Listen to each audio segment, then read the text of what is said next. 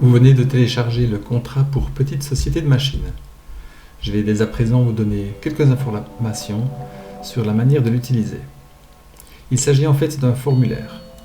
Les cellules grises peuvent être complétées. Si vous souhaitez modifier le texte en dehors des cellules grises, vous devez préalablement déprotéger le document, y apporter la modification souhaitée et ensuite le reprotéger. Pour vous montrer de quelle manière compléter ce formulaire, je vais prendre un exemple, celui de 3 agriculteurs qui achèteraient ensemble un épandeur à fumier. Il s'agit donc, dans un premier temps, de décrire ce matériel au point 1.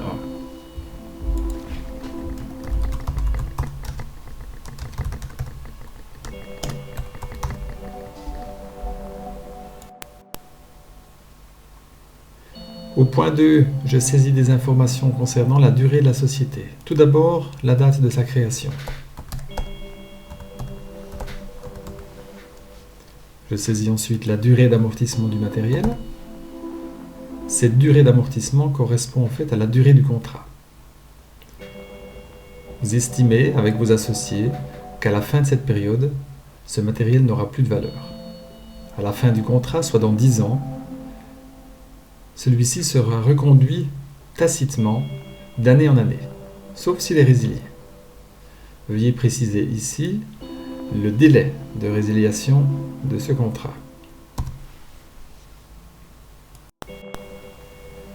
Au point 3, je saisis le prix d'achat de la machine.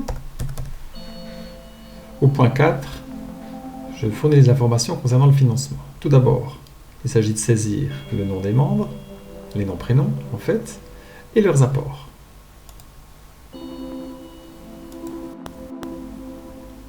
Le total des apports de 20 000 francs ici représente en fait le capital propre de la société au début. Je reporte ce montant ici.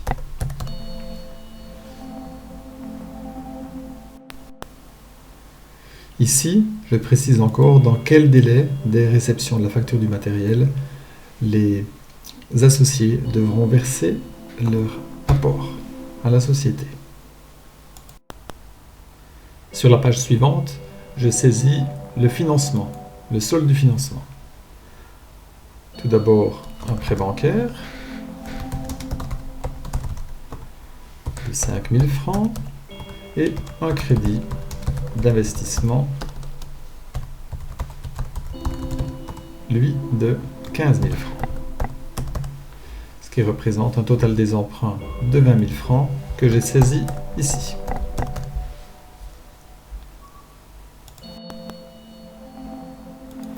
Ici, je vais préciser qui est le responsable et détenteur de la machine, en l'occurrence Jean Dupont. Ici, je vais définir à partir de quel seuil le responsable devra demander l'avis de ses associés pour effectuer des réparations. Je prévois ici un montant de 5% qui représente, compte tenu de l'investissement de 40 000 francs, un montant de 2 000 francs. Ça signifie que les réparations inférieures à 2 000 francs peuvent être entreprises par le responsable sans en référer aux autres associés. Nous allons définir pour la première année d'utilisation les différentes indemnités. Ces indemnités pourront être revues les années suivantes. Tout d'abord, une indemnité pour l'entreposage du matériel. Ensuite, une indemnité pour son entretien. Ça inclut le nettoyage, le graissage, notamment. Je prévois ici une indemnité horaire pour les petites réparations qui dépassent les travaux d'entretien usuels. Je prévois ici un tarif horaire de 27 francs. Et puis également l'indemnité forfaitaire annuelle pour la tenue des comptes de la société.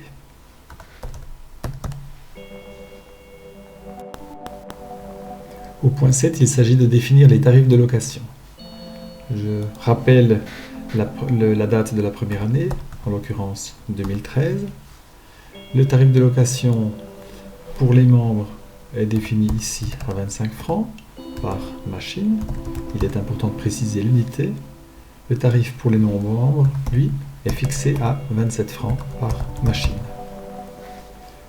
Au point 8, il doit encore être précisé le taux de rémunération du capital propre. En soi, l'intérêt sur le capital propre. Je prévois ici un montant de 3%. Il est important de saisir un taux supérieur à 0, particulièrement lorsque le capital propre des associés est différent au début ou pendant la durée de l'association. Au point 9, les modalités relatives aux décisions doivent être spécifiées. De manière générale, les décisions sont prises dans le cadre de séances. Celles-ci doivent toutefois être convoquées dans des délais raisonnables. Je précise ici dans quel délai elles doivent être convoquées.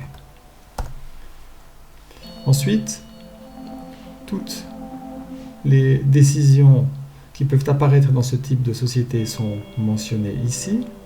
Et pour chaque type de décision, une modalité est définie.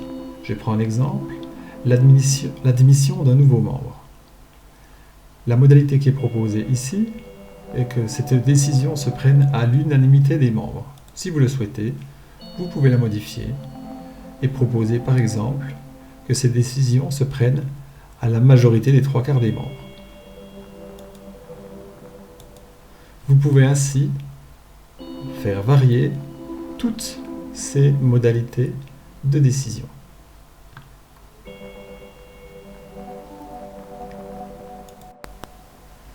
Attention, si vous créez une société à 2 membres, vous n'avez pas d'autre solution que de prévoir des modalités de décision qui se feraient à l'unanimité des membres.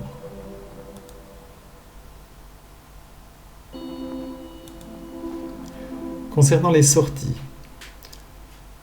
nous l'avons dit tout à l'heure, le contrat, dans l'exemple présenté ici, dure 10 ans.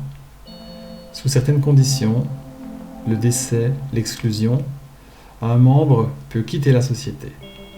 Dans ce cas, il a droit à récupérer sa part de capital propre dans la société.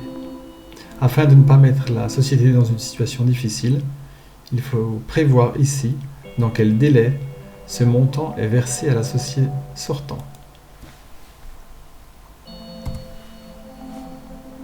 Au point 11, il faut encore régler la manière dont sera réparti le bénéfice de liquidation à la fin de la société, au moment de sa liquidation. Je vous suggère de retenir en priorité la première option. Elle est toutefois exigeante dans la mesure où, pour la mettre en œuvre, il faut être en mesure de prouver, de réunir l'ensemble des utilisations de chaque utilisateur. D'autres options sont envisageables. Attention toutefois à n'en mentionner qu'une.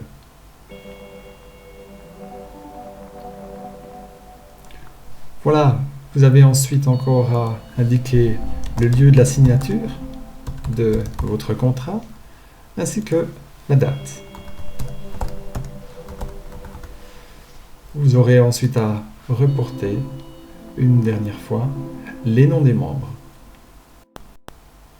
Vous n'avez alors plus qu'à imprimer ce document et à le faire signer à chacun des associés. En cas de difficulté, ou si vous avez besoin d'obtenir des informations supplémentaires, n'hésitez pas à contacter les conseillers en gestion de la Fondation Rurale Interjurassienne. D'autre part, vous trouverez sur le site de la Fondation Rurale Interjurassienne un petit tableur qui vous permettra de tenir de manière simple les comptes de votre petite société.